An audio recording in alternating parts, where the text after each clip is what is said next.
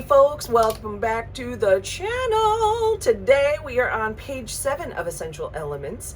We're going to play through numbers 21 through 26 today, and we are so excited that you're here. Thank you so much for your support so far. Hopefully this channel's been helpful to you.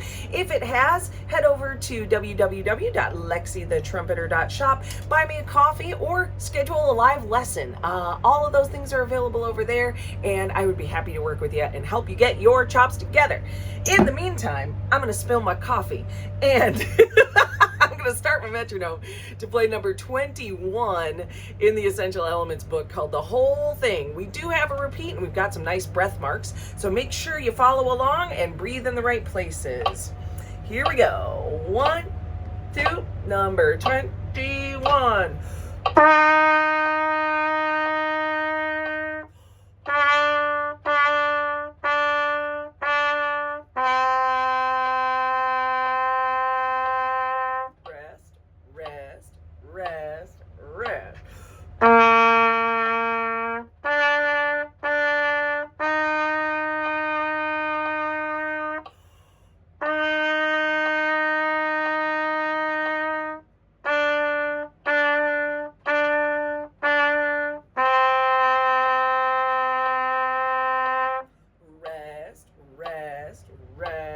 Rest.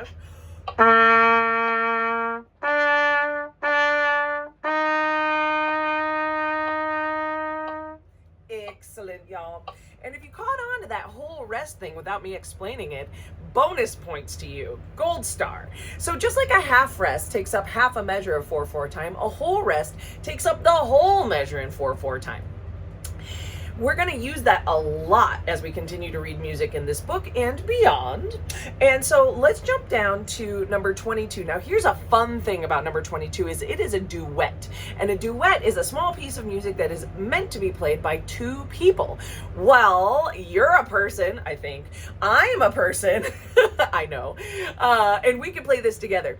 So I'm going to start by playing the A line on the first pass.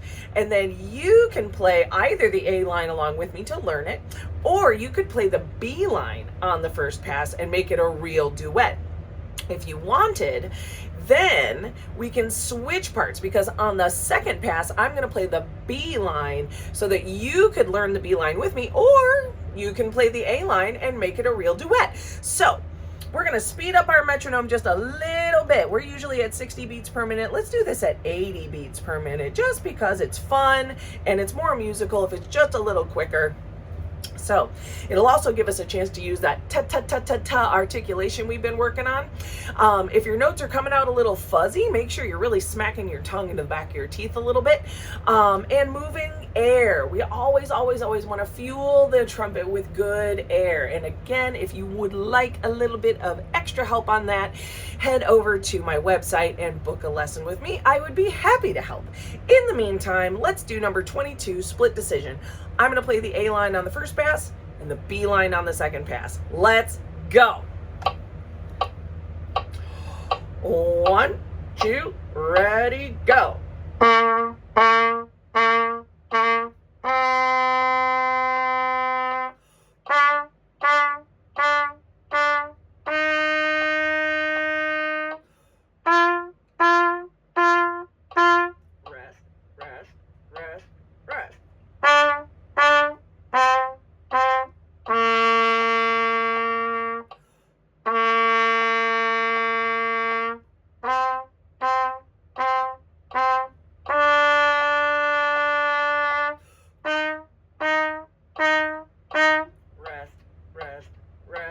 Rest.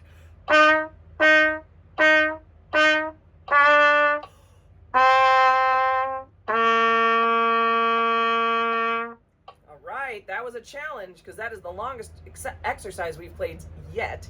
And if you made it through the whole thing, good for you. That's an achievement, especially if you're just starting this thing. That is a big achievement. Another thing I wanted to highlight about that too is you can always rewind. Be kind, rewind. But you can go back and do this as many times as you want just to get the hang of it. That's the whole point, is so that you have someone to play duets with and to play trumpet with. So we're gonna go on down the page.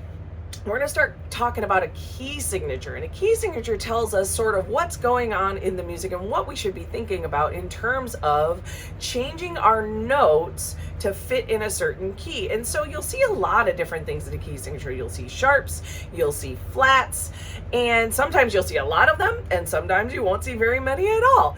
And we like to think of key signatures like parameters on a computer, kind of like when you hit the capital, like the caps lock key, how everything just gets to be caps.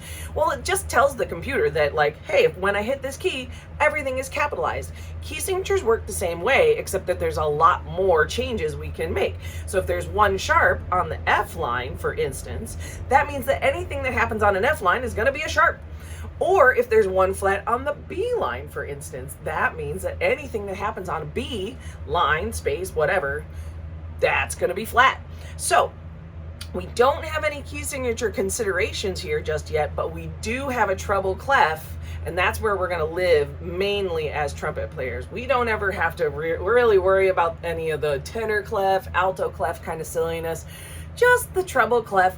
And it used to be called the G clef. If you look really closely, you can see an old school like swoopy G in the middle of the treble clef, and it centers around the G line on the staff. So that's another way to help you remember where your notes are, is the center of that little swoop is on the G line. So let's go on. We're going to keep our metronome at 80 beats per minute for march steps. And it's going to be a challenge because we only have a couple breath marks, and we're going to be skipping some notes. Up until now, we've mostly been moving by step, but now we have to skip, which means we have to use faster air to get higher notes to happen quicker. So there's no repeat. This is one time through at number 23. 1, 2, ready.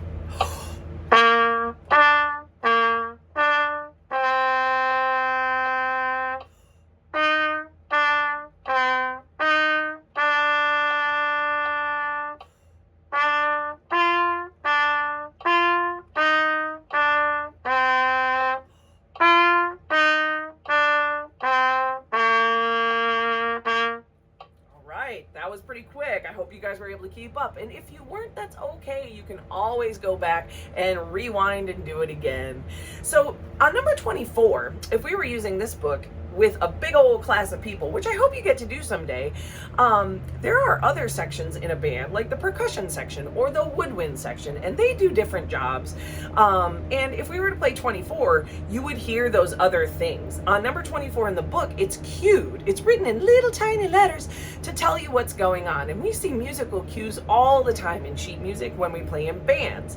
But since we're not playing in a band, let's skip down to number 25, lightly row. We have breath marks every 2 measures, so there's lots of places to tank up to fuel your instrument. And there's no repeat because it is a 2-line exercise, and that would be a lot. So I'm going to keep my metronome at 80 beats per minute, and let's play lightly row together, number 25. Remember to breathe and use that air. 1, 2, 25.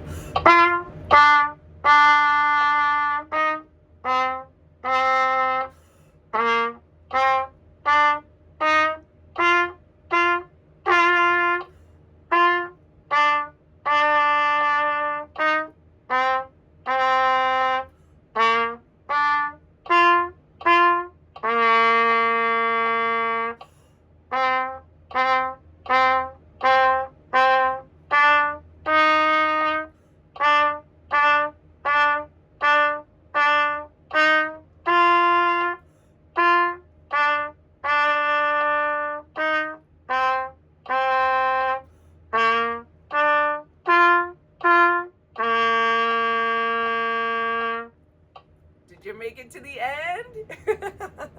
I hope you did. And if you didn't, that's okay. Go back and review the fingerings that might have hung you up. There's a big scale in the 3rd measure, bum, bum, bum, bum, bum, that might have been challenging.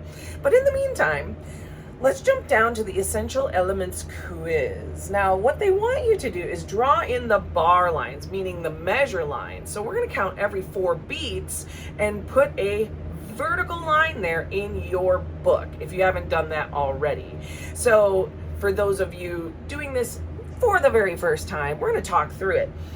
The first note, first rest, second note, second rest, all together, that's 4 whole beats. So then you're going to draw your line after that written rest, the second written rest. The next line should happen another 4 beats away. Where would that be? If you said after the second rest, you are totally right. Go ahead and put another vertical line right there. Now the next bit is easy because we have 4 quarter notes in a row, and you know that if you have 4 quarter notes in a row, that's 4 beats. And in 4/4 time, boop, you need another measure line. Oh my gosh. And then they made it even easier because then they gave you a whole note. How many beats in a whole note? 4. Right. So boom, another measure line. All right, now this bit's tricky. We got to do a little mental math. What's 1 + 1 + 2? 4, right? So that next vertical line is going to go right down after that half note. All right, we're coming up on the home stretch. We got 2 quarter notes and a half rest. What do you think? Did you think that was a whole rest? No, it's a half rest because it looks like a little top hat, right? Little top hat. A whole rest hangs down. It's like an upside down hat, right? So it doesn't take up 4 beats, it only takes up 2 beats, which means that next vertical line should happen after that next half rest. Then we have 4 quarter notes in a row, boom, another measure line, and that leaves us with a nice neat 4 beats at the end. And now that we have all of that organized, let's play this sucker. Here's my metronome at 80 beats per minute. Take a nice big breath. 1, 2, ready, go.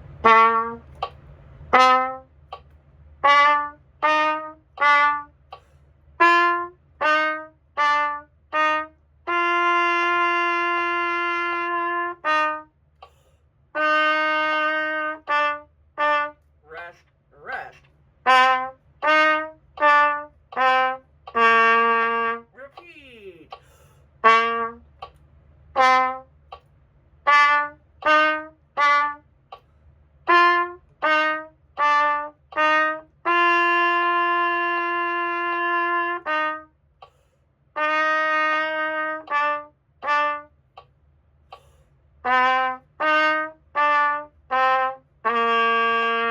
Rest, rest.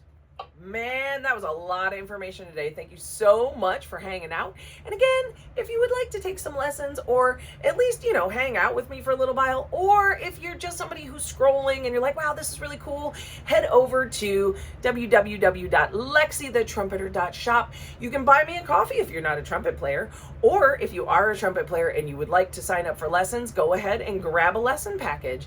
I'm super flexible with the scheduling. We can do half-hour lessons, 1-hour lessons, you name it. I am always happy to help you honk. So with that, have a great day and happy honking.